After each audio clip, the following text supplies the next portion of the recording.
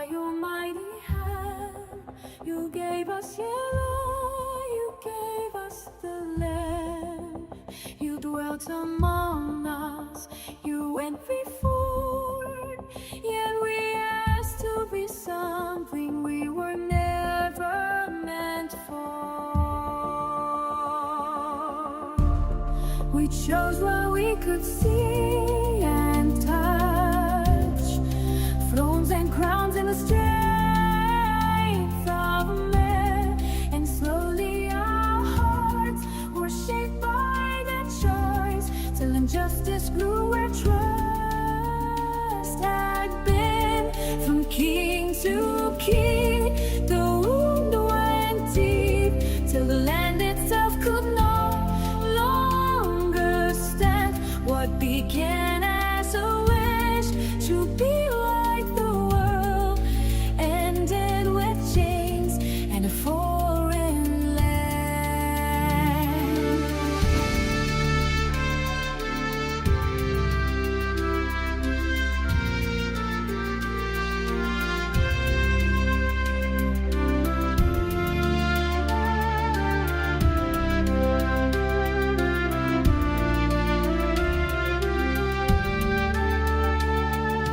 You did not choose us to blend in or measure ourselves by the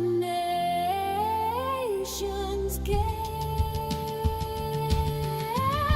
You chose us to carry your name alive, to show the world what it means to live by faith, to walk in justice, mercy, truth, to trust our King, though unseen, to be a kingdom under your rule, a people holy, set apart and free.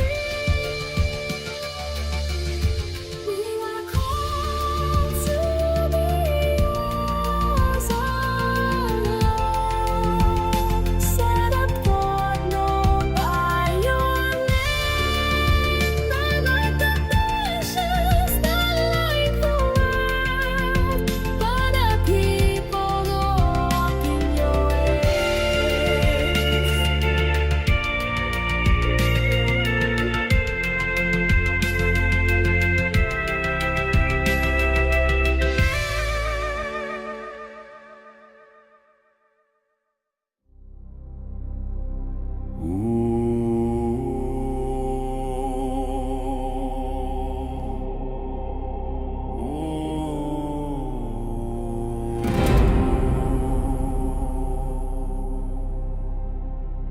From the far edge of the Northlands, God comes with lightning speed.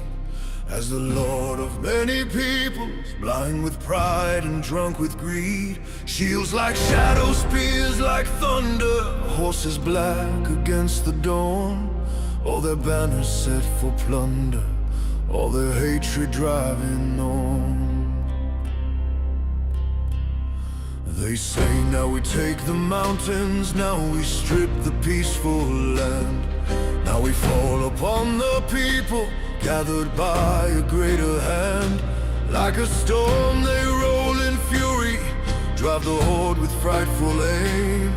But they do not know the Holy One, and they do not know His name. They come against the peaceful dwellings, against the land restored from war, against the fields, against the shepherds, brought back home forevermore. They thought the stillness meant no power, they thought the silence meant no king. They did not hear the wrath behind it, nor the storm their feet would bring. Then the jealousy of Yahweh kindled, and the mountains reeled in dread. Every creature felt the trembling, every tower bowed its head. Cliffs were torn and walls were broken, all the proud things of men fell low. For the God who planted Israel rose against the host below. I will make known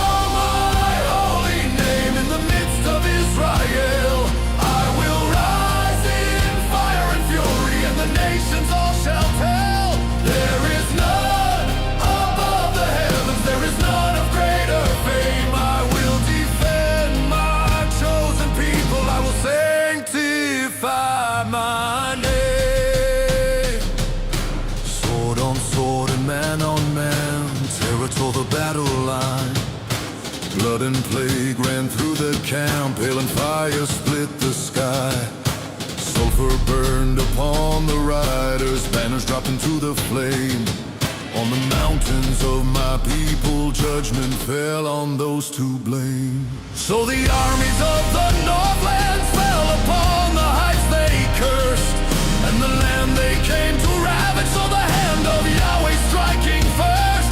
Vows were shattered, pride was swallowed, all their boasting turned to smoke. Not by mortal strength were they broken, but by every word he spoke. Then the nations looked and trembled, then remnants Israel could see. He who gathered is their keeper, he who planted set them free, and his holy name was lifted in the sight of earth and sky. For the God of Israel still reigns with all power from on high. I will make known my holy name in the midst of Israel. I will rise in fire and fury, and the nations all shall tell. There is none above the heavens, there is none of greater fame. I will defend my chosen people, I will sanctify my name.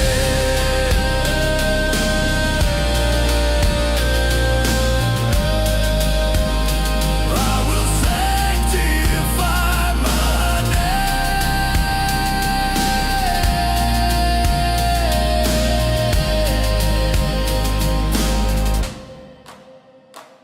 From the north they came with violence, on the hills their strength was slain.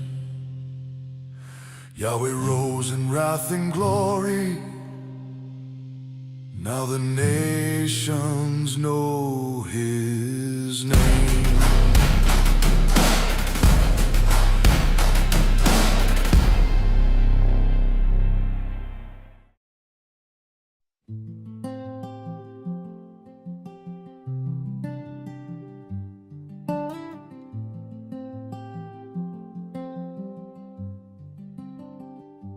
When the thunder has fallen silent, when the smoke has cleared away, still your glory fills the heavens, still your truth outshines the day. You are holy in your judgment, you are faithful, you are true. You defend the ones you gather, there is none like you.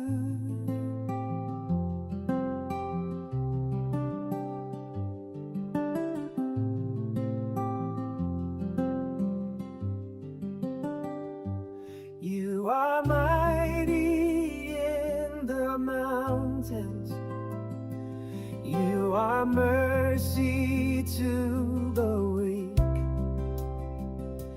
You remember every promise, you are near to those who seek. You restore the lost and broken, you bring life where hope was through.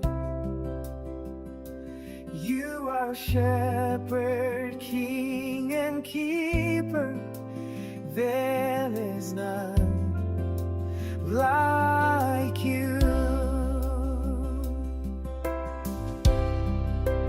There is none like you, oh Yahweh, none above you, none beside. Holy, righteous, everlasting, Lord of power, Lord of light.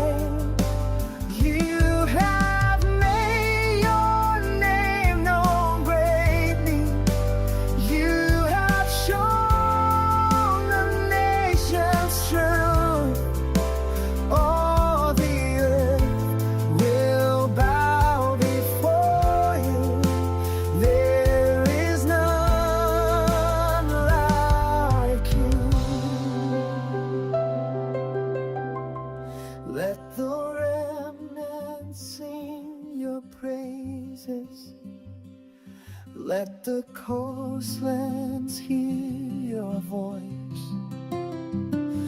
Let the kings of earth be humbled.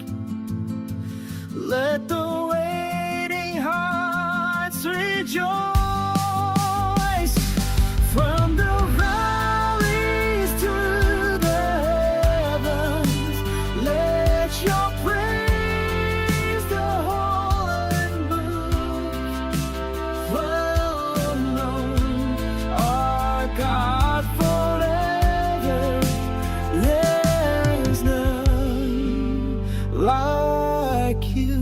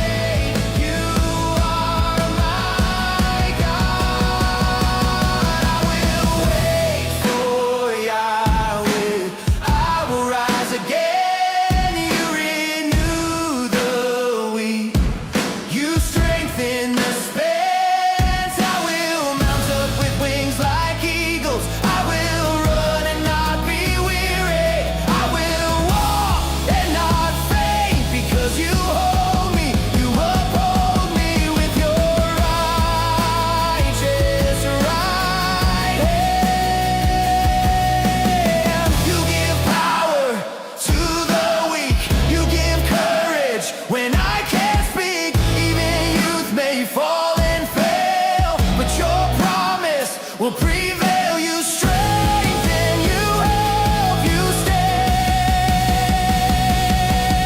You never turn your face away. I will wait for Yahweh. I will rise again. You renew the weak. You strengthen the spent.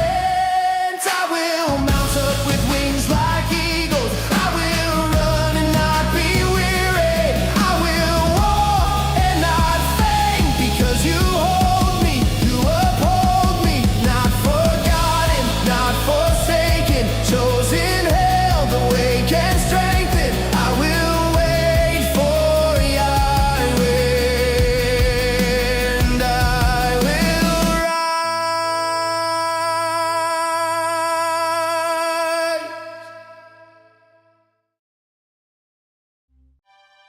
Welcome, I'm Dawn. I'm Eliyahu, and this is Zion Tabernacle of Greater Austin, Texas.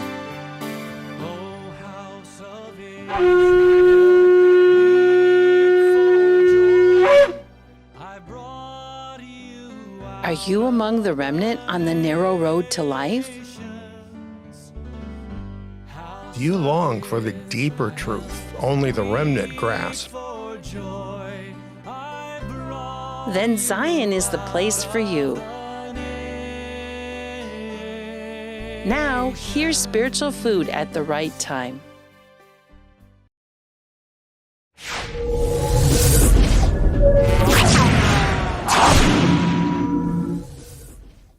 This is Eliyahu ben David Bet Midrash. Here's Eliyahu ben David. Utterly destroy and plunder the giants. Isn't that a great title? You know, some people think there never was a giant in the world. But really, as I pointed out in my newsletter, there is lots of proof that giants have actually existed. And in our lesson tonight in the book of Deuteronomy, we're going to read about what happened when the second generation of Israel after the Exodus met up with the giants. And it's quite an exciting discussion. We're going to go on now, and here's a few of the highlights that you have to look forward to.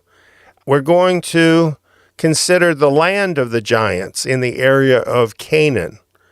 We're going to look at the tribes of giants that dwelt there. Yes, there weren't just a few giants, there were tribes of giants.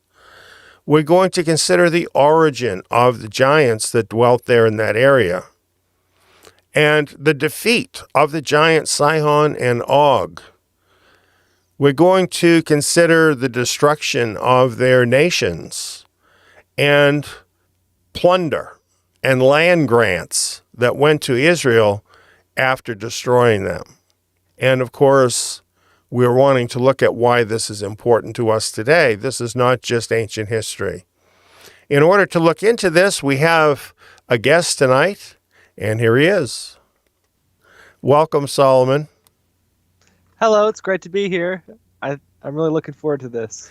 So, Solomon, we thank you for coming and being with us and helping us out with this tonight. Yeah, I'm sure that it'll be very, very fun. Okay, well, let's get into this tonight. Here, it tells us these are the words which Moses spoke to all Israel beyond the Jordan. We have in this box that you see there where Israel actually was at that particular time. Now, we're going to move on to the next slide. It's telling us after he had struck Sihon, the king of the Amorites, who lived in Heshbon, and Og, the king of Bashan, who lived in Ashtaroth at Edrei, beyond the Jordan in the land of Moab, began Moses to declare this Torah. So, if you don't get this, then it's going to seem kind of strange as we go on, that what is happening here is Moses is declaring all of this from this location that you see here.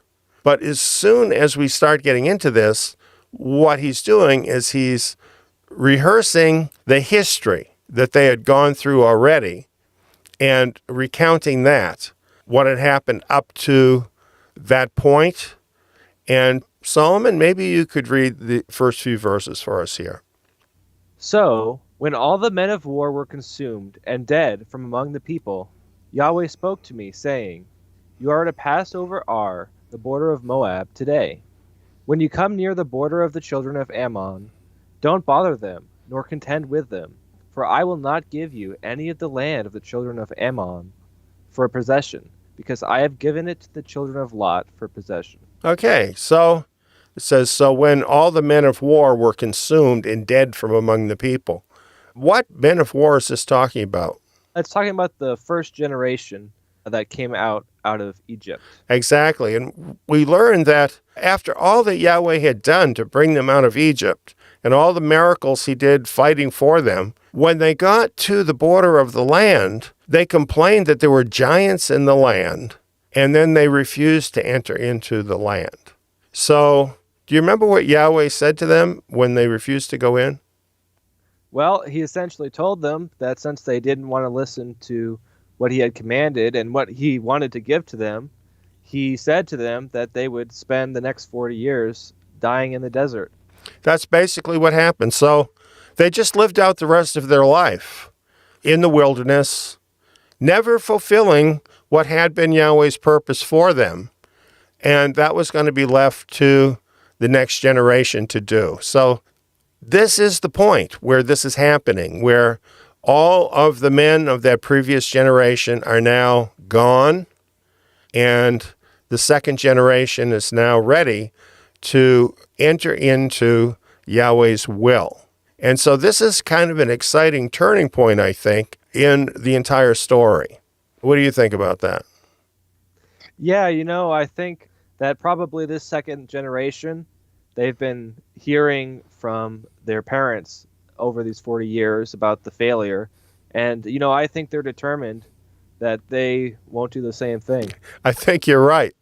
I think you're right. So here now, in this part of the story that's being told, they're not yet at the location that we were looking at in the beginning. Instead, they've now moved up through the Moabite territory. And as we look at the map, we look at the place where I've circled Ar. This is where Yahweh told them to go, to that place. Now, there's some contention about exactly where Ar was and even what it was. Some people think it was like a district. Some people think it was a city. And it probably was a city, but we notice its strategic location. Right in that particular corner, it's very close to the border where Moab meets the Amorites and the Ammonites, right at that corner where those three nations meet, Moab, the Amorites, and the Ammonites. Was Israel to just go ahead and start killing everybody in sight? No. What did Yahweh tell them? Well, he told them not to bother them, to just go through peacefully, because this was the land that was given to the children of Lot. So in a way, they're kind of like relatives. You know, you don't go fighting relatives every time you're in the neighborhood. You know, Right, exactly. And of course, Yahweh is leading them in such a very specific way so that also they can easily win the battle. And I think that's interesting. Well, let's go on and consider this. Please read for us these next few verses. So when all the men of war were consumed and dead from among the people, Yahweh spoke to me, saying, You are to pass over Ar, the border of Moab, today. When you come near the border of the children of Ammon, don't bother them, nor contend with them. For I will not give you any of the land of the children of Ammon for possession, because I have given it to the children of Lot for possession. Okay, so now we're reading this as it's a completely different scripture for a different reason. What we're trying to do here is pick out certain things we can learn from the text that aren't necessarily about the story. So here what I was noticing is who owns the earth? Well, it seems here that Yahweh has actually distributed it through the various inhabitants. Right. Now, it makes sense, doesn't it? Because Yahweh created it, so wouldn't it be his? Exactly. It's his to give, and it's ultimately entirely his. Exactly. Because he created And it. this is a biblical principle. We find this throughout the scriptures. Genesis 10 also gives us a very clear picture of this, that it's not only Israel that he apportioned out a certain portion of land to, but it lists all the nations there and the allotment of land he had given all of them. I think this is very important to realize that it's Yahweh that owns the land and can decide what to do with it. Now, I put up there a graphic about the 2030 agenda. And why do you think I'd put that up here with this verse? Well, because they want to challenge that claim in the sense that they want to establish their own possession over the earth as a one-world government. That's exactly right. And as a matter of fact, if you look into the 2030 agenda, this is exactly what it claims to do, is basically take control over the earth, the people, everything in the earth, as if it belongs to them. Do you think Yahweh's going to agree with that? Not in the slightest. Yeah, so this is a major clash with Yahweh's claim to the world, and this is coming up very soon when this clash is going to happen. So I think just as that second generation was about to enter into a pivotal time for them, I believe that this generation of remnant Israel is about to enter into a pivotal time for us, because the world is changing in such a way where these same principles that we're looking at as we go through this part of Devarim are actually being activated right now in our world. And we're going to see some other examples of that as we continue. Let's go on to our next section. I guess I'll read a little bit. It says, that also is considered a land of giants. Rephaim lived there before, but the Ammonites call them Zamzuim, a great people, many and tall as the Anakim. But Yahweh destroyed them before them, and they succeeded them and lived in their place, as he did for the children of Esau, who dwell in Seir, when he destroyed the Harim from before them. And they succeeded them and lived in their place, even to this day. And the Avim, who lived in villages as far as Gaza, the Caphtorites, who came out of Caphtor, destroyed them and lived in their place.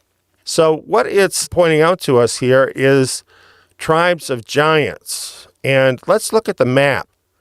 Here's a map that shows us where these giants lived. And you notice Deuteronomy 2:20 in the King James Version says a land of giants. Giants dwelt therein in old time. This is the word Rephaim, and these are the giants. As you can see from the Brown Driver Briggs Hebrew definition, this word means giants, Rephaim, and it says old tribe of giants. So what we're talking about is the land of the giants. And yes, the first generation of Israel wouldn't even go up against these giants. And now the second generation was being told to do so. And here are the tribes it mentions, and you can see about where they were located in the land. The first group that the Israelites were going up against is the Rephaim, which means lofty men, and they lived in the area of ancient Bashan. The king of Bashan was the giant Og, a descendant of the Rephaim. And then right next to them were the Zuzim, the tall ones. And it tells us that these giants were in the land before the Canaanites came. Do you find that interesting? That is interesting. So they were very early to come into this area. So I think that's interesting. And you can see the others, they're all scattered around what became the land of Israel and was the land of Canaan. In red, you have the tribes of Canaan that came in and superseded some of these giants. But as we'll find as we go on, they didn't totally wipe them out. And they actually ended up being ruled by these giants, which is very, very interesting. Any questions about that? No, so far that all seems pretty straightforward. Okay, well, we have some more here. Here's a quote that I think is interesting. During the earliest times, there were giants who migrated into the land of Canaan. During the earliest recorded history, there were great migrations from the Persian Gulf area. This would have been after the Tower of Babel, around 2500 BC. The Bible records them in Genesis and Deuteronomy, the verses we're looking at here. We have been, in many of our presentations at Zion, looking at these giants from various times and in various presentations that we've given. And it's interesting to look at the origin of the giants and how they happen to migrate to this area near Mount Hermon. I think this is very interesting that this is where they came to very early, right after the languages were confused at the Tower of Babel. Here's something that I wrote and taught on my radio program. This is number 274 of the On the Road to Zion radio program. Cain built a city. And I think you'll find that extremely interesting. What you'll find is that Cain and his son really originated the ancient mystery religion that involved essentially worship of angelic beings that came down to the earth. And in Genesis chapter 6, it talks about them. Would you read those verses for us? Sure. There were giants in the earth in those days, and also after that, when the sons of God came in unto the daughters of men, and they bare children to them. The same became mighty men which were of old, men of renown. And God saw that the wickedness of man was great in the earth, and that every imagination of the thoughts of his heart was only evil continually. So now this is talking about before the flood, that these giants were in the earth. And where did they come from? Well, they came from angels who decided to abandon Yahweh and join Satan. That's exactly what happened. They came down to the earth and they mated with human females. And the result, the offspring, were giants. And you notice when it talks about the giants in those days, it says, and also after that, which what is this saying is that this same thing happened later on after the flood, after that, after this pre-flood time. And exactly how this happened, there's more about this in the book of Enoch. And we want to remember about the book of Enoch. It is quoted in the scriptures as an authority, so it's of great interest to us. Let's look at that. Here in the book of Enoch, chapter 13, it explains this. It says, "And it came to pass, when the children of men had multiplied, that in those days were born unto them beautiful and comely daughters. And the angels, the children of the heaven, saw and lusted after them, and said to one another, Come, let us choose us women from among the children of men, and beget us children.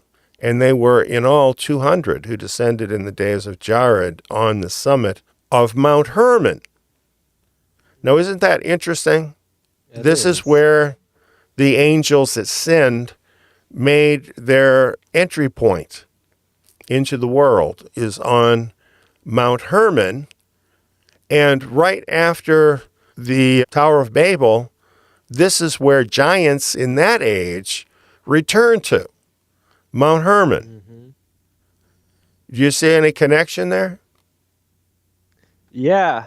Seems like more angels decided to come down. It's very, very possible that happened. And obviously, this is a renewal of the ancient worship of these angelic beings. And this is what happened. We have more. This is from a midrash called the 70 Nations, and you can see it listed here where you can find it. It's number 12, and it talks about what happened at Babel, and it goes into this in detail if anyone wants to know more about it. At Babel, and around that time where the people all lived in that one area on the plains of Shinar, they turned away from Yahweh. They specifically chose to simply ignore him. And they turned to the same demonic religion from before the flood. And what happened was, because of this, the same thing happened again. And as a matter of fact, these ziggurats were used for this purpose. Instead of Mount Hermon, which they didn't have on the plains of Shinar, they built these ziggurats, as had been done before the flood. And these were areas where this unholy connection was made between demonic fallen angels and human women. This particular inscription that you see here, this tablet that has been found, is there anything unusual about that you notice? Well, there's a pretty big guy on there. Pretty big guy. And they're all following after him. Exactly. And there's lots of evidence like this that has been dug up in that area. Modern archaeologists look at this. Do you think they believe in giants? No, they probably just think that is kind of like an artist rendition of one of their gods, is probably what they would say. Yeah, they do say that, and sometimes what they say is that that's the king, and they make him look really big because he's really important. But you know what? It's a giant.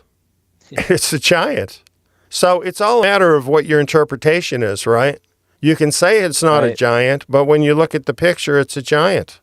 And we have other pictures like this. There's one of a very, very famous king from this time period who actually has been shown to be the person Nimrod in the scriptures. And he's carrying a lion in his arm the way we might carry our puppy dog. Just a huge creature. And his story, the Epic of Gilgamesh, even includes him going to Mount Hermon to kill Yahweh for bringing the flood. Huh. It's quite an amazing story. So there is evidence of this demonic religion continuing on in the earth, in the Babel area. Of course, what this means is what was actually happening with these fallen angels is they were seeking to corrupt the seed of man. And having these giants in the earth was really their purpose in order to do that, to corrupt the seed of man. Do you think anything like that is happening today? I think probably more than it was back then. I think they just have a pretty good way of kind of shadowing that. Well, I think you're right. This is kind of interesting. From the World Economic Forum, These are the Agenda 2030 people, and they're real into this whole idea of changing the human race.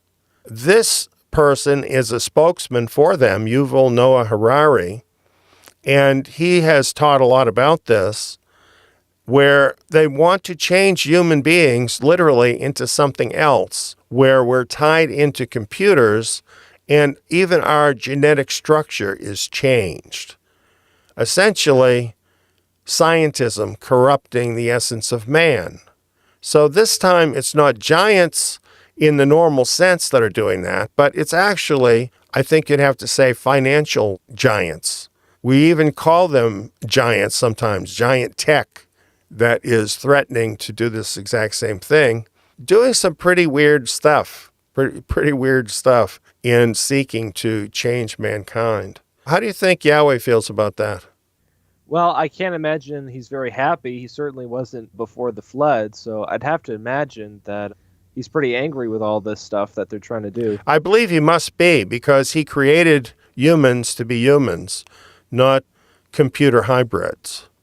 So I think something very similar is happening today. Well, let's move on. Would you read this for us, these verses? Sure. Rise up, take your journey, and pass over the valley of the Arnon. Behold, I have given into your hand Sihon, the Amorite, king of Heshbon, and his land. Begin to possess it, and contend with him in battle. Today I will begin to put the dread of you and the fear of you on the people who are under the whole sky, who shall hear the report of you, and shall tremble, and be in anguish because of you. Any thoughts about any of this? Yep, I think that it seems like Yahweh is seeking to make his name known and seeking to establish his nation as a powerful one. Exactly. This is interesting to me too, because like we said, this is the turning point, and now the second generation is actually getting instructions to go in and face the giant, Sihon, and his army, to contend with him in battle and to possess the land. And it does say begin to possess it, and we'll understand why it says begin, I think, a little better in a few minutes. But I think when we understand, and we will see, we're going to look into this more, that Sihon is one of these giants. What Yahweh says all the more makes sense when he says that he's going to put the dread of you and fear in the people. Because when you have ordinary human beings going in and fighting against giants and totally wiping them out, that's pretty scary, isn't it? Yes, I would have to imagine that. That sounds like a pretty terrifying force. When those people ended up at your border, I think you got to be scared. I think you're going to be trembling. Yeah. And of course, that makes the battle that much easier for Israel. Pretty amazing, very amazing stuff. Well, let's go on now. Please read these verses for us all. But Sihon, king of Heshbon, would not let us pass by him, for Yahweh your Elohim hardened his spirit and made his heart obstinate, that he might deliver him into your hand, as it is today. Yahweh said to me, Behold, I have begun to deliver up Sihon and his land before you. Begin to possess, that you may inherit his land. Then Sihon came out against us, he and all his army, to battle at Jahaz.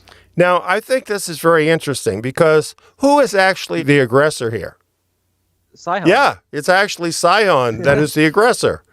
Israel is being nice in a way, saying, just let us cross your land and so on. But what is happening is it's Sihon that is being obstinate and then actually attacking Israel. It's very interesting. So here is Sihon the giant feeling pretty secure in his place there, going out against Israel. And what we're going to see about this is that what Yahweh says about possessing the land, he's ready to back up. This gives us great encouragement as the remnant of Israel, because when Yahweh tells us in multiple prophecies that we've studied already that he's going to bring us back to the land, that he has a place for us there. We don't know where that is right now, right? Not exactly. Right. It's in the land, but we don't know exactly how he's going to do that. But should we doubt that he's going to do it? Not at all. Shouldn't doubt it, because it's his. And just like he brought Israel into that land where Sihon was king and gave it to him, he is going to do this with the remnant of Israel, where he will bring us into our possession of the land. Now, that doesn't mean that we're going to uproot the present residents out of the land, Jewish people that live there, but it does mean that he has a place for us and he's going to bring us there. So I think this is very interesting for us to think about when we look at the fact that it's Yahweh that owns the land and he has his promise for us. Here's something interesting. The question is, what was Israel up against with Sihon? Amos 2:9 gives us a better picture of what really happened there. It says, I destroyed the Amorite from before them, whose height was like the height of the cedars. Now, this is talking about the cedars of Lebanon, of great fame, there in that area of Mount Hermon and around there. And I looked this up at a gardening site. The link is there, and it says about these cedars of Lebanon. A cedar of Lebanon tree is tall with spreading branches. It can rise to 80 feet tall with a spread of 50 feet. And it's saying about these Amorites that their height was like the height of the cedars. What do you think? I think that's really tall. That's really tall. Yeah, pretty amazing. Now here's a bunch of giants for you. That little guy at the beginning of the pictures here, you see him? He's like kind of minuscule. Yeah. That's an ordinary 6-foot guy. And the one right next to him is similar to Og the giant might have been, that range of 12 feet to 18 feet. Similar to Sihon. So far as we know, the giants there in that area were like in this kind of range. But then there were other giants that it mentions here, the earlier Canaanite giants. And that perhaps might be some of the ones it's talking about. As a matter of fact, when we look at Numbers 13:33, it says, there we saw the giants, the sons of Anak, which came of the giants, and we were in our sight as grasshoppers, and so we were in their sight. So, there might have been some of these really huge giants there too. From information we have, these range somewhere from 24 feet to as big as 36 feet, which is pretty amazing, I think. Yeah, no kidding. Now, we have more explaining about these giants, and I'd like to share more about it.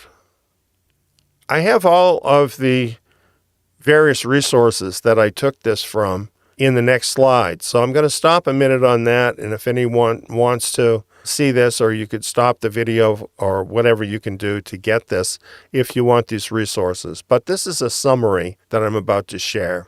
It says, in their day, Sihon and Og commanded wide respect as great and mighty monarchs. Rabbinical literature identifies Sihon as Og's brother. The ancient rabbis likewise list both kings as grandsons of Shemhazi, a fallen angel. Sihon, they further write, resembled Og in stature and bravery.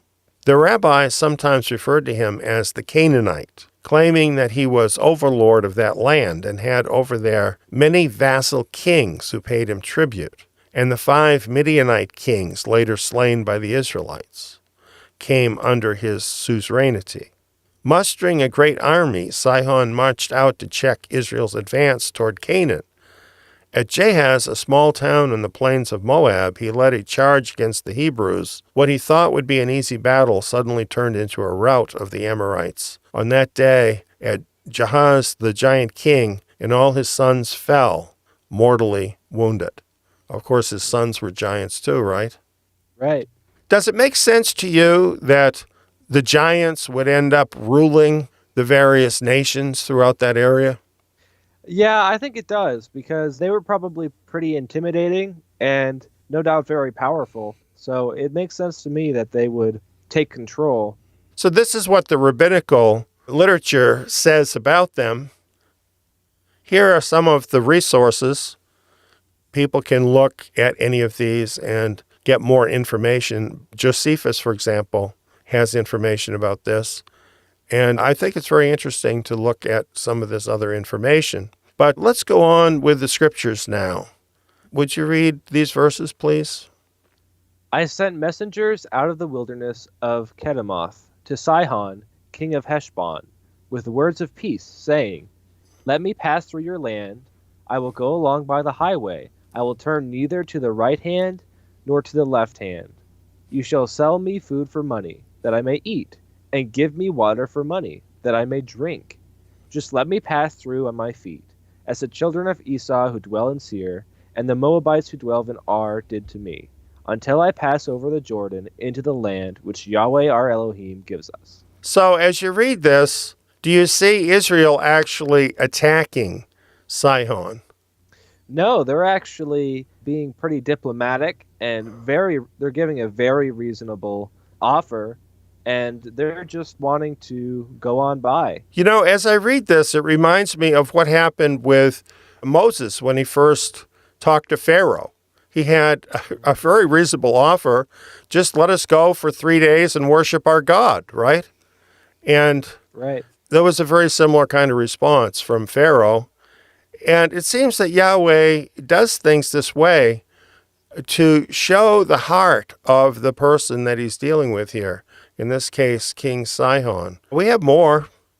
Let's read these verses. Yahweh our Elohim delivered him up before us, and we struck him, his sons, and all his army. We took all his cities at that time, and utterly destroyed every inhabited city, with the women and the little ones. We left no one remaining. Only the livestock we took for plunder for ourselves, with the plunder of the cities which we had taken, from Aroer, which is on the edge of the valley of the Arnon, and the city that is in the valley, even to Gilead. There was not a city too high for us. Yahweh our Elohim delivered up all before us. Only to the land of the children of Ammon you didn't come near.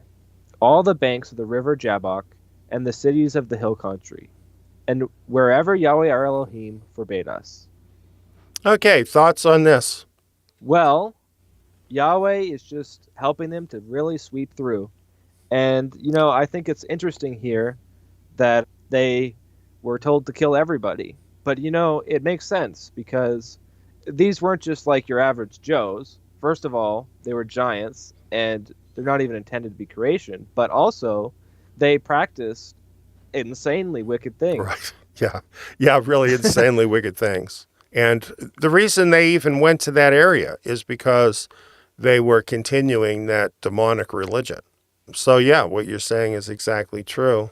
They give the credit to Yahweh, that it was Yahweh that delivered him up before us. Although that's pretty obvious in this case, don't you think? Yeah, I think so. Because there's no way they're going to be beating those giants unless Yahweh does it. I think this speaks to us about victory in our lives. What is required for us to have victory in our lives so far as doing Yahweh's will? Showing up. That's it. Yep, when he asks us to do something, be there, and he'll carry us through. Sometimes we don't even realize it, but fear holds us back from stepping forward when Yahweh would have us move forward. And then, we don't even realize when we're doing that sometimes that we're really acting like the first generation of Israel, that they just didn't move forward because of fear and unbelief. But this generation is different. When Yahweh tells them to go up against the giants, what do? They do it because they're determined to follow his will. No doubt, in the first couple of fights, they probably did have a little bit of fear within themselves, but they went on and they did Yahweh's will because they believed in him, because they went past the natural emotion and followed what Yahweh said. He delivered them. What you're saying is exactly how it is, because we all have fear. If you were going up against a 12-foot giant, no doubt you would have a sense of fear at the sight of that creature. However, fear doesn't have to hold us back, because if our faith is sufficient, right, we literally ignore our own fear and we move forward in Yahweh's will. And what do we see happen? Victory. Right. The giants start falling. The giants start falling. And you know what happened with some of these? In another place, the prophets talk about this. Yahweh sent bees against these giants. And they were so busy trying to deal with the clouds of bees all around them that the Israelites were able to cut them down like cordwood. And so, you see, Yahweh has just unending control over his own universe. And who's bigger, the giants or Yahweh? Yahweh by infinity. Yeah, exactly. Exactly. So really, even though in our thinking a giant is big, well, if it's Yahweh that fights for us, who's bigger? Right? Right. So we really don't have anything to fear about. And here's the thing too that Israel did here, this generation. I want to give them credit because Yahweh had told them already to totally and utterly destroy these people. And they did that. Instead of making their own judgment about that, which I think a person could be tempted to make their own judgment. But they did what Yahweh told them to do, and they made a clean sweep of the entire thing. Sometimes that's hard to do. Sometimes it's hard to follow through all the way with what Yahweh tells us, but they did that. And they did that just where they were told to do that, and where they were told not to, where Yahweh forbade them, they just stayed away from that. They did exactly what he said. So what an example, don't you think? Yeah, definitely. This is the recipe for victory. What they did is the recipe for victory in every kind of warfare, including spiritual warfare and just our struggle through this world. It's just a pretty amazing few verses when we think about it in various different contexts. Now we have this question about the men, women, and children being destroyed, all of them. I thought we would look into that a little deeper because while I think we who belong to Yahweh understand what that was about, a lot of people don't. And they just think, well, God was this bloodthirsty, crazy guy in the Old Testament. And of course, they think that because somebody told them that, and maybe they don't really understand the scriptures. They don't know what really happened. So we're going to look at some verses that have to do with this. We can go all the way back to Genesis chapter 15, where Yahweh is making a covenant with Abram and giving this land to Abram and his seed. And in the course of doing that, Yahweh told Abram what would happen with his people that would descend from him. He said, "Know for sure that your seed will live as foreigners in a land that is not theirs and will serve them." Of course, that happened with them slaves in Egypt, right?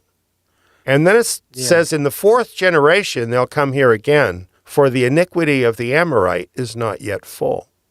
Yahweh allowed this time in which his people were being treated like slaves, but he wasn't going to deliver them because delivering them involved striking down these Amorites, and the Amorites didn't deserve it yet. Yeah. Isn't that interesting? It is interesting. They were not arrived at that depth of wickedness they afterwards would and did, and which brought on their ruin, according to Gill and other commentaries, and I think according to the verse itself. And it tells you something here. Yahweh is not just bloodthirsty wanting to kill people. It's the iniquity or the wickedness of the people finally got so bad that he had to act against it. Can you think of any other times when Yahweh had to do that? Yep. Well, the flood is a big one, of course. And then, of course, there's also Sodom. And, well, really, the list goes on for a while. Right. And really, doesn't Yahweh have to do this for the sake of the righteous? Yes, because the wicked, they'll trample on the righteous all day long. That's right. And they'll pervert them and corrupt them wherever they can. That's exactly right. And this is true that if Israel hadn't done this, And unfortunately, as time went by through history, Israel wasn't always like that first generation. So they didn't totally wipe out all of those Canaanites, and they did end up actually practicing a lot of those Canaanite practices. And of course, then they ended up being treated like the Canaanites, right? They were thrown off of the land and so on. Well, here's some things the scriptures tell us that were done by these Canaanites. In Leviticus 18, Leviticus 20, it lists these things. It calls them abominations. Now, abominations are things that are so bad that they are outrageous. Here's some of the things. Cursing your father or mother. I don't think that sounds like such a horrible thing anymore. What do you think? Yeah, I think that that's been pretty normalized in today's society. I think it has. And then, it lists a whole bunch of different sexual sins that were commonly practiced by those people. And I'm just going to read them. Adultery with one's neighbor's wife. Man lies with man as with a woman. Bestiality. Incest. Lies with his father's wife. Lies with his brother's wife. Lies with his son's daughter. Lies with a mother and daughter. Lies with woman with a flow of blood.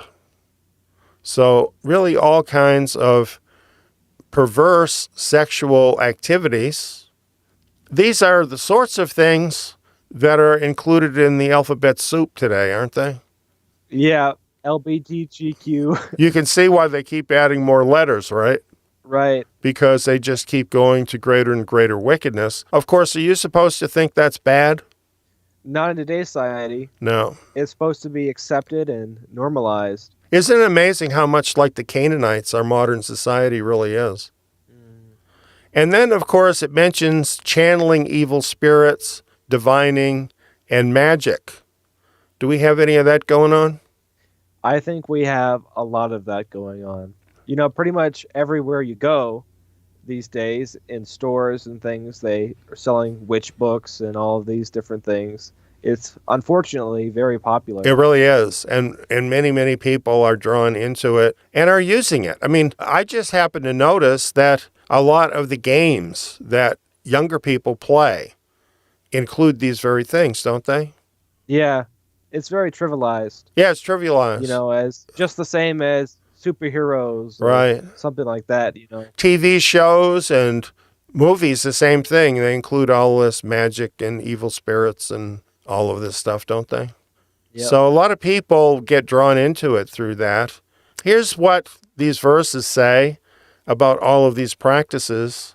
The land of Canaan, or the Amorites, is defiled. All these abominations the men of the land have done who were before you, and thus the land is defiled.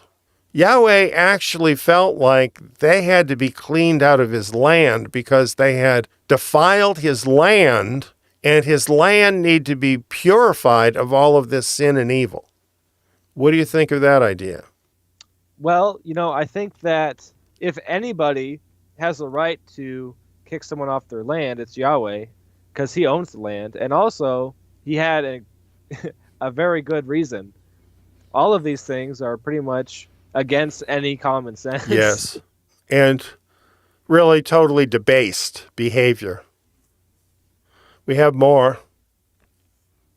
Deuteronomy 12, 29 through 31. Now, we will be getting into this later, but I don't think we can really consider this question without realizing this part of it. So I'm going to go into it now. It says, when Yahweh your Elohim shall cut off the nations from before you, where you go in to dispossess them, and you dispossess them, and dwell in their land, take heed to yourself that you not be ensnared to follow them.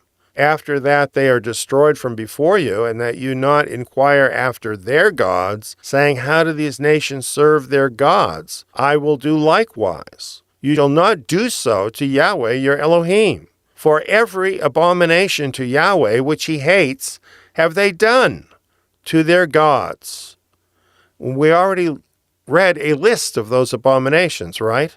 But Right. then it says, even their sons and their daughters do they burn in the fire to their gods. So it's like Yahweh saying, all of those things are abominations, but this is just beyond the pale, right? Yeah. Right. They're burning up their own children. They're killing their own children. It's a good thing modern society isn't so bad, right? Well, I'm not so sure about that. Well, I think you're onto something.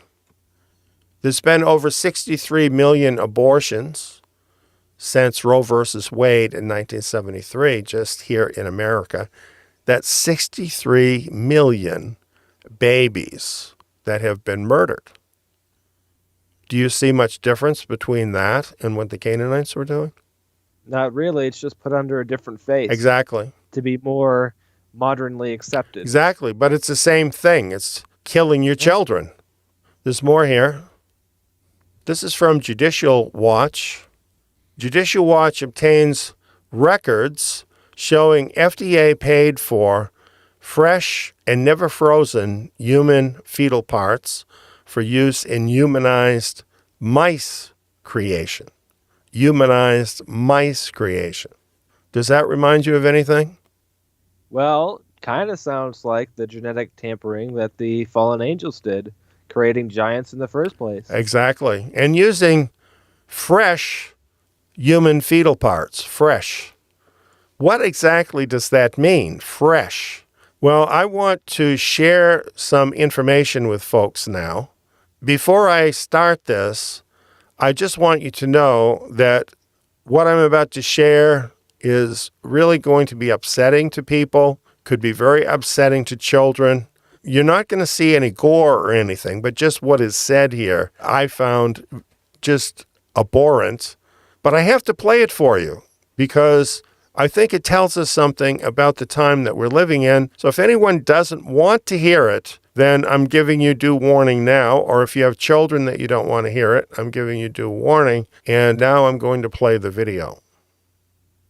Welcome, everybody. I'm talking to Dr. Teresa Deischer, who is the founder, and that's the way to pronounce your name, right? Dr. Deischer? Deischer, yes. Okay. And she's the founder and lead scientist at Sound Choice Pharmaceutical Institute. And she has a doctorate from Stanford University in molecular and cellular physiology in 1990 and completed her postdoctoral work at the University of Washington. Her career has been spent in commercial biotechnology industry, and she has done basic work in biological and drug discovery through clinical development. And so would you describe yourself as a science organization or research organization, information organization? A research and information organization, exactly. Okay. And your own expertise has been in looking at the impacts of the use of human fetal cells in vaccines. Correct. Well, there is going to be a lot of human fetal DNA fragments that are going to come through the manufacturing process, and that is potentially very dangerous. But one of the questions people are asking now is which vaccines have fetal tissue in them.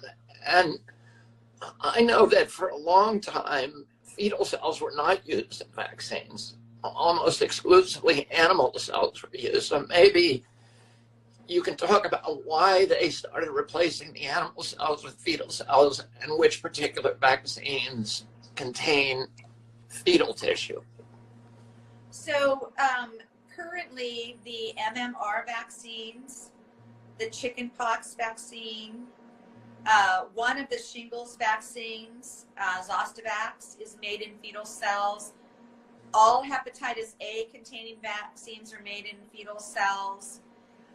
Some polio containing vaccines and some rabies containing vaccines. And people can go to our website, www.soundchoice.org, and pull down a list of the vaccines.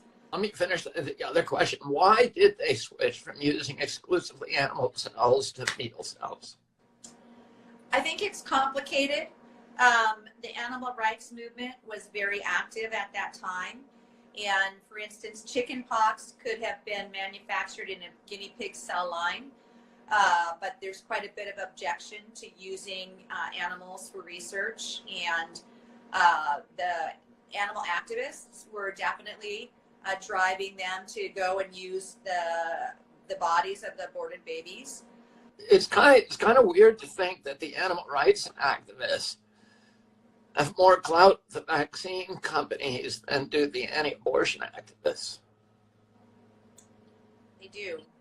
And you know what's really alarming is the lack of outcry over human babies born alive at 5 to 6 months old, so that their hearts can be attained beating, and they have to be beating to be used in the research that's being done. The heart has stopped beating, it's not useful. You cannot use it. And so these babies are delivered alive and their hearts cut out without anesthesia. I wouldn't do that to a mouse. What do you mean? When you say 5-month-old, you're talking about a fetus that is 5 months old. Yes. And they are live birthed. Yes. And they are surgically killed. Their hearts are cut out, or they cut through their faces to get good brain tissue. Okay, that is horrible. It is, and we wouldn't do that to a mouse. You know, even watching this again now, it leaves me almost speechless to even imagine this happening. What is your reaction to this, Solomon? Well, it's really evil. And, unfortunately, this evil spreads across all the vaccines and all the people who have taken the vaccines. And they don't even know that. Most people don't even know that this is happening. And it's really bad. I think this is an example of what Yahweh was talking about defiling the land. You see, because of things like this happening, many of them things we don't even know about, we're participating in the system of this world that defiles us. And we don't even know this many times. And we all need Yahweh's forgiveness from this. Any of us who have taken these vaccines that have involved the murder of these babies, well, we have helped to create a market for this, haven't we? And, we assume that the FDA and other organizations are guarding us against this stuff, but they're actually participating in it, as we heard earlier. It's pretty amazing. And here I searched the internet to find a picture of a baby that was born prematurely after 5 months of pregnancy. And there's a story about this particular baby on the internet. The doctors told the mother that this baby would not be able to survive. Of course, they called it a fetus, and they suggested aborting it. The mother said, "No, I'm not doing that. This baby is going to be born." The mother acted like an actual mother. Yeah. And saved this baby's life, and this baby was born and survived and thrived. It's not just a piece of meat that you can cut up like it's a hamburger on your shelf or something. Any difference in the evil of this compared with what the Canaanites did in offering their children? The only difference is how mass-produced this is. Well, getting into that, here's why. You see, all these biotech companies, so many of them are wanting to have these live cells from fetuses. It's a lot of money here. It kind of explains why certain organizations who claim to be not-for-profit give away free abortions and talk young mothers into it. Because look at what they can get out of each of these fetuses. You know, over $3,000 for a brain. That's a good reason to cut open a baby's face, huh? Not to me. Not to me either. But to them. Yeah. And limbs with hands and feet. If a skull matches, even more. Hearts, of course, we learned already, and a heart is no good unless it's beating. So this is what's really going on in modern society. But it's going on a mass scale because there's a financial incentive. By the many millions, this is going on. And it's absolutely disgusting. Absolutely disgusting. And of course, we shouldn't say that because it's somebody in a lab coat that's doing this. And we should all be worshiping the science god, shouldn't we? Whatever these people do, it's got to be right because it's for science, right? That's the narrative. Isn't that a god? Yeah. It's the very definition of a god, isn't it? Mm-hmm. So, you know, it's not Molech. It's the science god today. It's every bit as bad as the Canaanites, and probably on a much larger scale than what they were doing. So this is why evil must be destroyed. If that's what happened with the Canaanites, what should we expect to happen shortly as the world keeps doing this stuff? Probably the same process that happened back in the first Exodus. There's got to be a judgment. You know, just like with the Amorites, for a long time, the wickedness had not been full. But when it reached a point that it was full, Yahweh judged it and wiped it out. This is coming, friends. You know, I've told you about the curse tablet that was found in Mount Ebal. And it says, you're cursed, you're cursed, you're cursed. 10 times it says that. It's not a joke. It's not a mistake that has been found now. Because there are people who are working to bring in the global government, and all of this stuff that we're seeing now is going to reign during that whole era. It's going to be judged. It's going to be judged. Well, let us move on. Would you read this for us, Saul? Yes. Then we turned and went up the way to Bashan. Og, the king of Bashan, came out against us, he and all his people, to battle at Edrei. Yahweh said to me, don't fear him, for I have delivered him, with all his people and his land, into your hand. You shall do to him as you did to Sihon, king of the Amorites, who lived at Heshbon. So Yahweh our Elohim delivered into our hand Og also, the king of Bashan, and all his people. We struck him until no one was left to him remaining. Yahweh is a God of justice, and he wiped all these people out because that whole culture could not be allowed to live anymore. It was so corrupt, it would end up destroying the whole world too soon.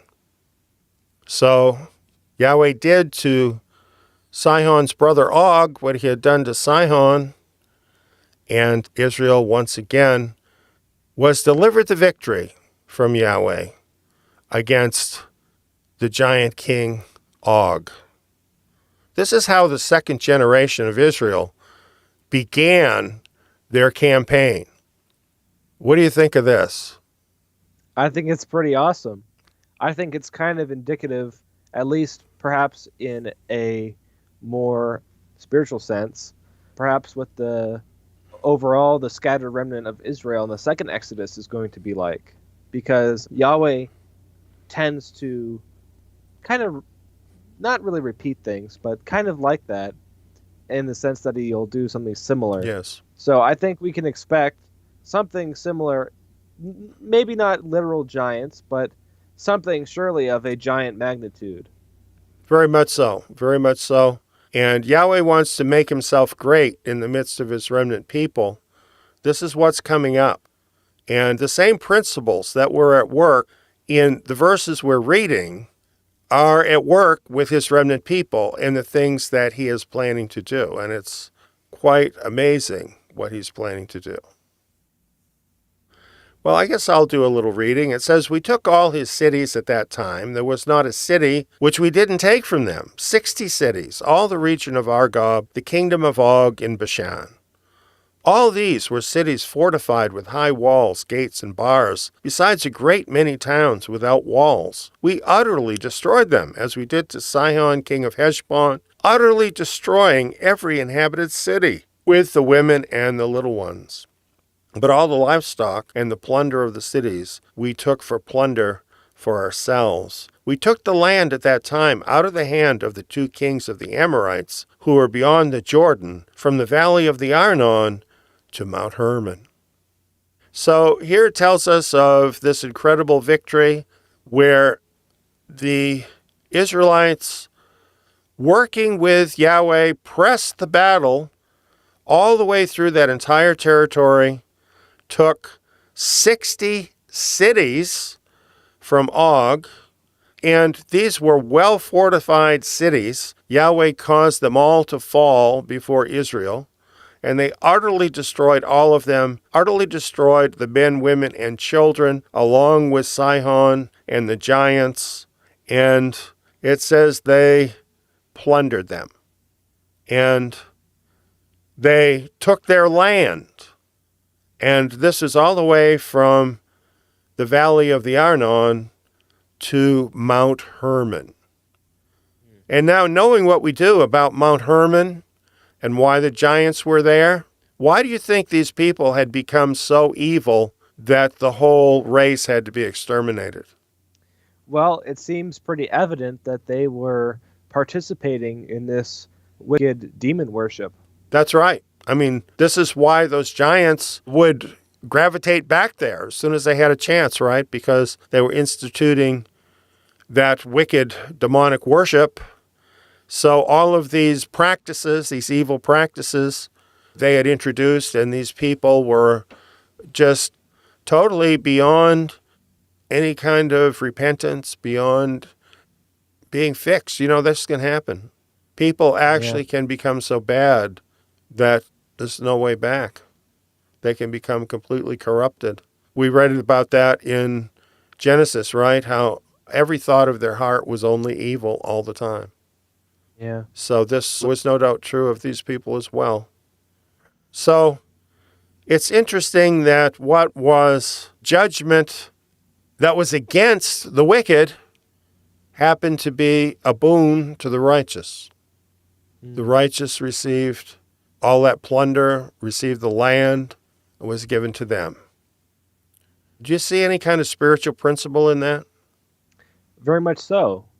You know, as long as we allow wickedness to hold possession over what is Yahweh's, then the righteous, they don't get any of those things. But when we press against the wickedness and we stand up against it, no compromise, we can reclaim what's Yahweh's and we can receive that. That's right. This is really the secret to victory. You see, what a lot of people do with spiritual warfare is they just fight a defensive war. They just try to defend themselves against the wicked forces. What the Israelites did here, what Yahweh told them to do, is they pressed the battle all the way.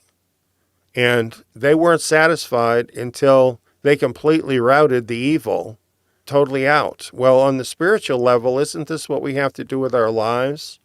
Is just keep fighting the battle until we totally rout the evil out of our lives? Yeah.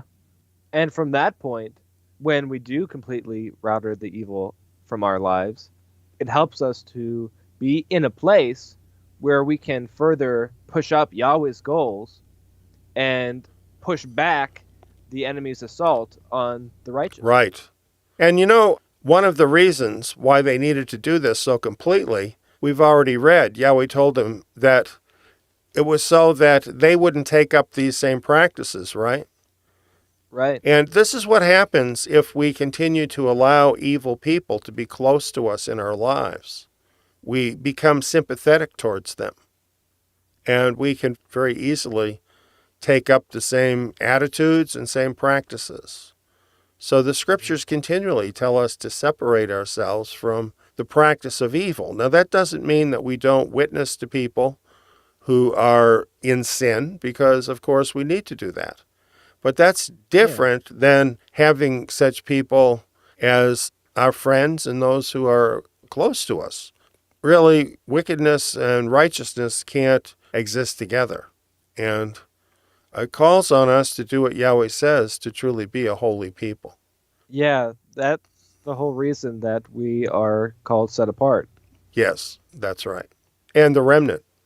That's who the remnant are. They're the ones that truly have set themselves apart from the world.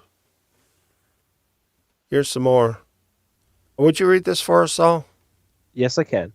The Sidonians call Hermon Sirion, and the Amorites call it Senir. We took all the cities of the plain, and all Gilead, and all Bashan, to Selecah and Edrei, cities of the kingdom of Og in Bashan. For only Og, king of Bashan, remained of the remnant of the Rephaim. Behold, his bedstead was a bedstead of iron. Isn't it in Rabbah of the children of Ammon? 9 cubits was its length, and 4 cubits its width, after the cubit of a man. So this bed could have been anywhere from 14 feet to like 18 feet, dependent on what cubit you go by. So truly, he was a giant. Yeah. Truly was a giant. I have a theory about this. I want to say that it's just a theory. I don't have proof that this is true. But it seems to me like the closer that these giants are to being the original giants fathered by a fallen angel, the bigger to me that they seem to be. That as generations go on, perhaps they're not as big.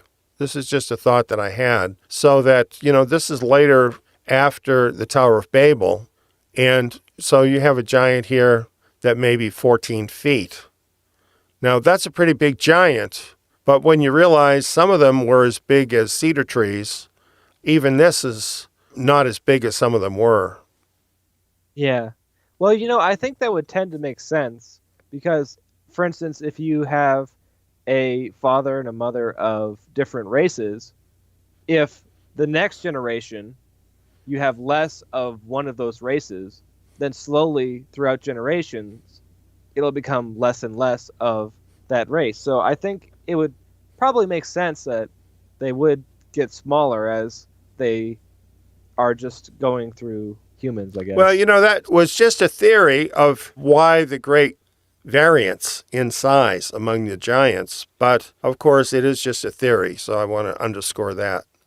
Here's a map that we looked at earlier, and the big yellow line there shows the whole distance that Israel inherited through these victories. And it's really quite huge, all the way from the Arnon all the way up to Mount Hermon. Really quite a huge area. And this is before now, remember, they haven't even crossed the Jordan into the Promised Land proper yet. This is all on the east side of the Jordan that they're having this tremendous victory. It's really pretty amazing what Yahweh did for them there. Here, too, in this map, you can see pretty well all of these various Canaanite nations. And they had wiped out these Canaanites now on the east side of the Jordan. But look at how many are left now on the west side of the Jordan. There's still quite a lot. And all of these, too, have been influenced by the giants and their demonic worship. So all of these are to be also exterminated from the land as they eventually go into the land. Would you read this for us? Yes. This land we took in possession at that time, from Aror, which is by the valley of the Arnon, and half the hill country of Gilead, and its cities, gave I to the Reubenites and to the Gadites, and the rest of Gilead, and all Bashan, the kingdom of Og, gave I to the half-tribe of Manasseh. All the region of Argob, even all Bashan, the same is called the land of Rephaim. Jair, the son of Manasseh, took all the region of Argob to the border of the Geshurites and the Kathites, and called them even Bashan, after his own name, Havoth Jair, to this day. I gave Gilead to Machir. So I think it's interesting that the people that fought for the land in given areas were given the land. Here's a map showing what we just were looking at and where the various tribes were given land. So we have Reuben, Gad, and Manasseh all sharing that land with their particular possession along here. I'll read this. To the Reubenites and to the Gadites I gave from Gilead even to the valley of the Arnon, the middle of the valley and its border even to the river Jabbok, which is the border of the children of Ammon. The Arabah also, and the Jordan and its border, from Chinnereth even to the sea of the Arabah, the salt sea, under the slopes of Pisgah, eastward. So I think already that place would be a lot better to be. You got all those giants on the east side wiped out, all those evil Canaanites out of there, and it might be a place now where you'd want to raise your children, don't you think? I think so, yeah. Yeah, it's an amazing thing that Yahweh did there. Could you read these verses 18 through 20? Yes, sir. I commanded you at that time, saying, Yahweh, your Elohim, has given you this land to possess it. You shall pass over armed before your brothers, the children of Israel, all the men of valor. But your wives and your little ones and your livestock, I know that you have much livestock, shall live in your cities which I have given you, until Yahweh gives rest to your brothers as to you, and they also possess the land which Yahweh your Elohim gives them beyond the Jordan. Then you shall each return to his own possession which I have given you. Now, we read about this in the book of Numbers, and basically there were these tribes that had a lot of livestock who asked to have this particular land. And Yahweh told Moses what to tell them, that they could have that land as their possession, and as it's explaining here, their wives and their little ones could stay there and take care of it. There were no giants or anybody to bother them now, right? Then the men, though, the fighting men, they were to go along with the rest of the nation to conquer the rest of the land, and it's only after the other tribes had their land would the warriors from the tribes east of the Jordan be able to return to their own land. What do you think of that deal? I think that makes a lot of sense because, of course, most likely all 12 tribes helped in the battles against these giants. So it only makes sense to me that these tribes would continue to ensure that their brothers were able to get land of their own. Do you think Yahweh's nation right now has this same kind of attitude that we see in these verses? No, unfortunately not. Why do you think that is? Well, I'm not entirely sure. I think that there's probably more than one reason, but I think a main reason would probably be that I say we, as in the community of believers, don't really all agree on Yahweh, I guess. And so they don't really have one localized authority. I think a lot of us, there's a lot of believers, because I'm talking about all believers who are true believers. Most of us don't even know that we're going to be returning to the land, don't we? I mean, isn't that true? Yeah, probably not. Yeah, and don't you think that most believers probably think the country they live in is where they should give their allegiance? Probably, yeah. And yet, our covenant nation is Israel, isn't it? Yeah. So I think what these verses show us is that we have a duty to our nation Israel. And as with these tribes, that duty should come before our own personal wealth and comfort to see that our nation has what it needs. How do you think that could apply to the remnant today? Well, I think that it's very important because I think that in order for there to even be a remnant nation that comes from all the different nations of the world, they would need to understand that Israel is really priority number one. Right, right, because Israel is the covenant nation. So this Yeah. does require all of us perhaps to think about things a little differently than we have in the past, and to realize that truly our deliverance from this world in the physical sense could very well depend upon our nation. And it's going to take all of us pulling together to accomplish Yahweh's will for his nation. So it's not just a matter of, oh, well, I'd like to go in the second Exodus, but the question is, what are you willing to do to help that to happen, right? So I think that's something that we all need to think about as we look at this particular portion of Scripture. And I also would just have to say that I think it's important that we take time to pray about that and what role we individually might have in that, and what perhaps we should be doing that we don't know about, or even some aspect that we should be focusing on. Exactly. I think those are excellent thoughts, Solomon, and it really behooves us all to do those things. Let's continue reading. Would you read this? Yes. Verse 21 and 22.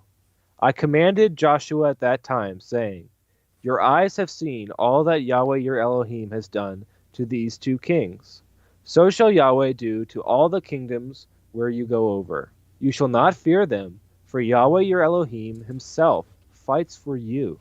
I think probably Joshua had caught on to that by now, don't you think?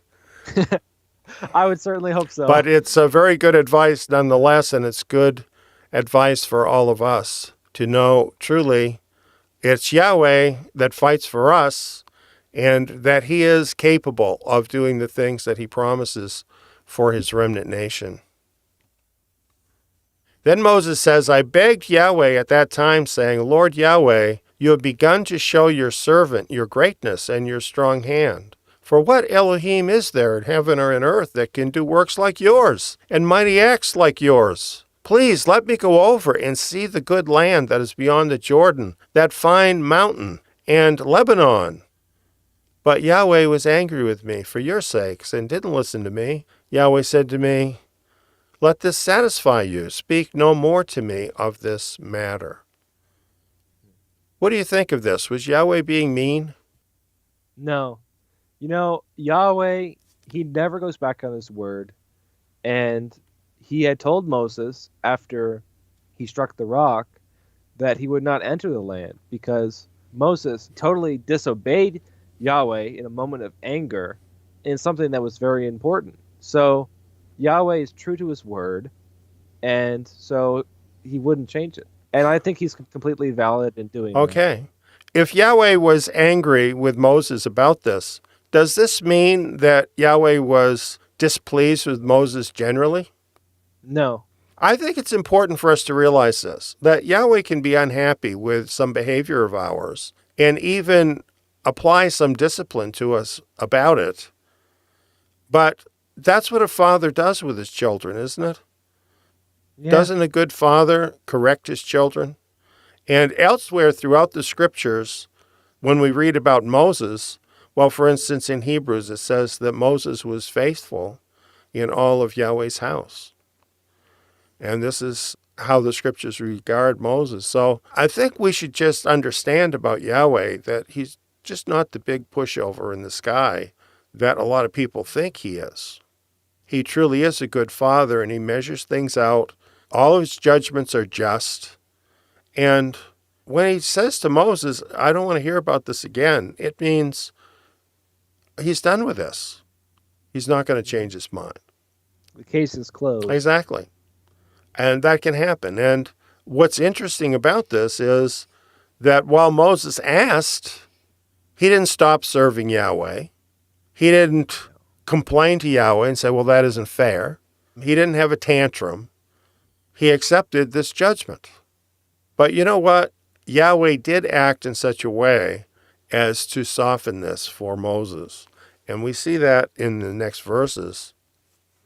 He says, "Go up to the top of Pisgah and lift up your eyes westward and northward and southward and eastward and see with your eyes, for you shall not go over this Jordan."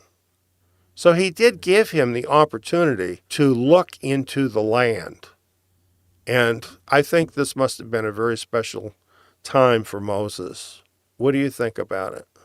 Well, you know what I really love about Yahweh is that it really is a relationship. You know, Moses brought up and prayed to Yahweh that he could go back into the land. But obviously, Yahweh had already spoken, so he couldn't do that.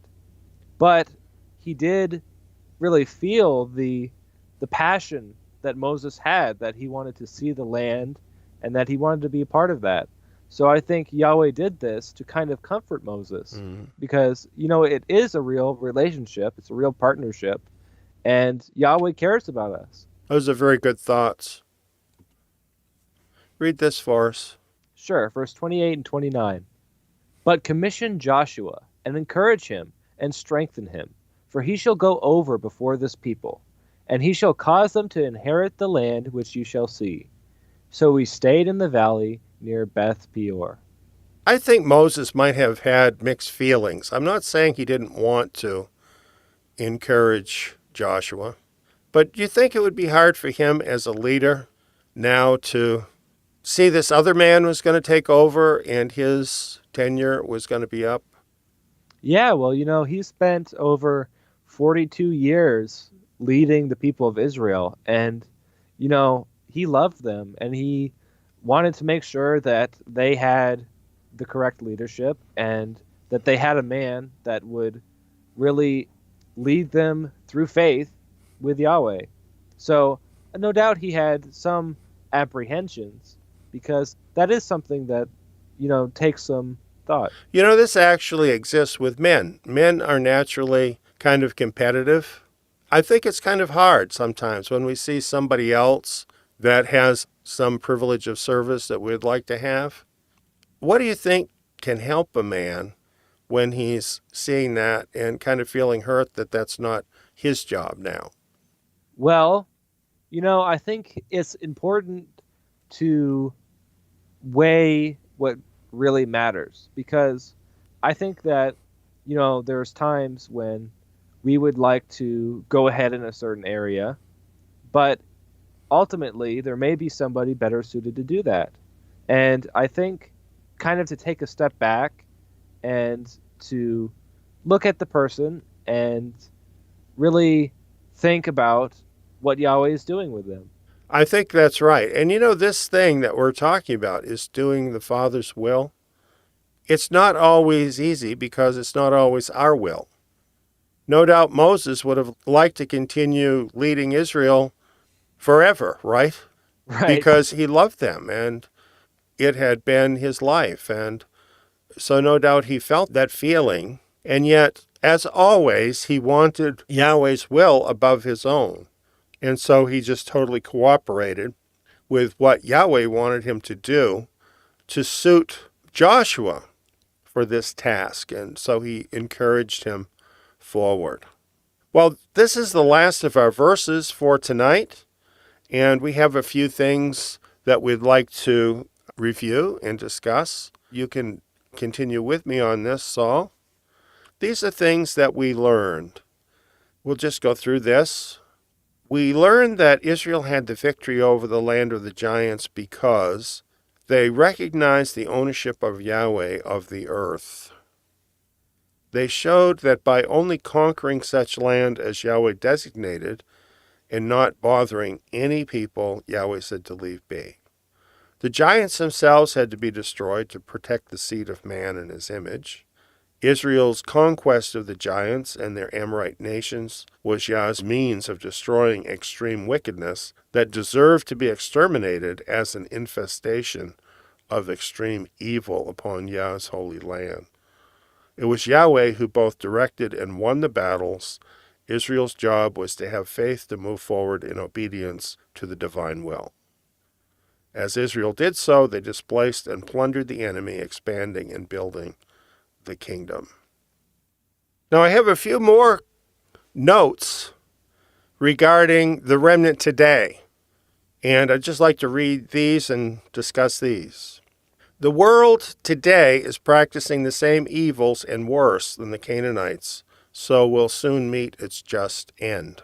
We have not been called to be instruments of Yah's judgments against the wicked. I think this is important because we need to realize we haven't been commissioned to be the instruments of justice against the wicked. And we are, however, in a war with the wicked spirits, and we need to fight that spiritual war. We have been called to be a holy nation, separating ourselves from the wickedness of the world. We each have a responsibility to act in common cause together for the good of our nation. We must not fear but trust in Yahweh, doing all he commands us to do as part of his holy nation. Israel conquers the giants by walking in faith, and so can each of us. And Yahweh owns the land, and it is his to give his remnant our own possession in it via the remnant exodus. So those are some of the notes that I made that are relevant to the remnant from this study. Do you have any thoughts about any of those or any other thing for the remnant? Well, I think that sometimes Yahweh can say something or do something that can at first be very shocking. For instance, if you were just to read that verse where they kill everyone, including the women and the children, you may at first be quite shocked by that, right? Mm-hmm. But I think that it's very important when he does something like that, that we follow in faith and yet pray about that at the same time. If it's something that at first goes against our nature, I think it's important that we pray about that and pray to keep walking in his will, because Yahweh is just and he always knows what to do. Yes. Yeah, it's absolutely true. He is just. And unfortunately, sometimes human beings don't really grasp the exceeding sinfulness of sin. We don't necessarily always see just how evil it is, how harmful it is. And because we don't really see that about sin, then when Yahweh acts appropriately against it, it can seem like he's being too harsh. But we have to have his view of sin instead of the world's view of sin, and then we can understand why Yahweh has to act so decisively against evil. And we're coming up towards the end of the age. We're not that far from the very end when Yahweh will judge the wicked. And the truth is, he's going to kill a lot of wicked people. This should not come as news to anybody because it's throughout the scriptures. It's in the book of Revelation, and we can just read that for ourselves. He's going to do it, though. He's not telling us to do it. He's going to do it. And it's going to be very selective, like what we read today. When he exercises justice against the world, it's going to be against the wicked, not the righteous. And the reason why he's raising up his remnant nation is because there needs to be a place for the righteous to go and to be able to seek refuge during this amazing time that is ahead, called the Great Tribulation, for a reason. So this is why Yahweh is doing all of this now. It's because of his righteousness. But even in the midst of exercising justice against the wicked, he shows mercy to the righteous and cares for all of our needs. He really does that. And he's going to see us through this very difficult time that we are facing. And right now is the time to decide, not then. You're so right, Solomon. Well, Solomon, it's so good to have you on this program with me. And I think probably everybody really enjoyed what you had to share and your presence with us. So I just want to thank you for being part of this particular meeting. And for now, we'll say goodbye. Goodbye. So I think we'll sum up for tonight and just think about all of these amazing things that we have found in the book of Deuteronomy. Don't you think this is an amazing study? And it just keeps getting more amazing the more you get into it. So thank you for being with us for this Midrash, Utterly Destroy and Plunder the Giants. If you'd like to dig a little deeper into the subject of giants, you might enjoy my newsletter from today, because there's a very interesting article in there with news reports, many of them of sightings of actual giant skeletons that have been dug up. And to get that, if you don't get the newsletter right now, you will need to go to eliyahubendavid.substack.com, and you'll be able to obtain the newsletter there. Thank you for being with us this evening. Now, let's pray. Father, we want to thank you tonight for your word of truth, things we really wouldn't know unless you had caused those things to be written down for us to know and understand the truth. We thank you, Father, for this knowledge of our ancient people of Israel battling against the giants and overcoming them by your power. Father, this so encourages us as we stand up against obstacles in the modern world, which really are every bit sometimes as daunting as giants were back then. And Father, by your power, your strength, your Holy Spirit, your people today can come up against those obstacles and overcome them in your name. So, Father, I pray tonight for your remnant people who have been enjoying this presentation. I pray for them that they might identify the giants in their lives, and by your power and in your name, they can stand up to those giants and to overcome them. And Father, we know your people are an overcoming people.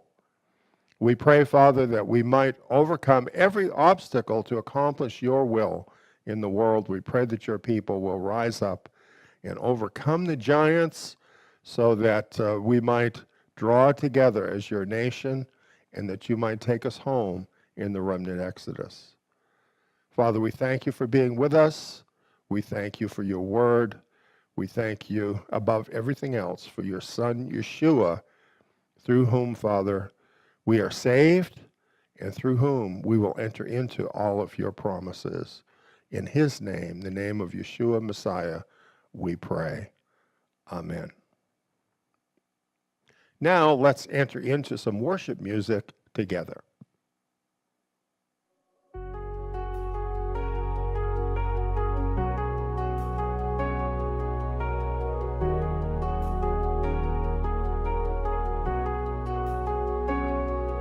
You brought us out with a mighty hand, broke our chains and split the sea, led us on through the deserts and kept us close so faithfully. Fire by night and cloud by day, you guarded us along the way.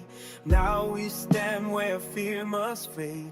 Now we're told, don't be afraid. The land is good, the word is clear, but promise dies when fed by fear. Go up and take the land. Yahweh goes before you. Do not fear, the giants stand. Yah's mighty hand is for you. He who bore you through the wild will not leave you here to fall. Trust the voice that called you child. Our God is able to run. They said the walls look to the sky, and sons of Anak tilled the land. Their fierceness made all courage die, to blow away like desert sand. deserts, as though his love had turned to hate. But unbelief can blind the heart to leave the promise at the gate. The land was near, the food was sweet, but fear turned faith into retreat. Go up and save the land. Yahweh goes before you. Do not see the giant stand. His mighty hand is for you. He will bear you through the mile. Will not leave you here to fall. Trust the voice that's called you child. Our God is able over all. We face our giants even now. The threats are loud, the road is steep. But Yahweh who kept his people then is Yahweh whose love will never sleep. Not by bread and not by dread, not by all our eyes can see, but by the God who goes before and fights for those who still believe. Don't weapon take the land.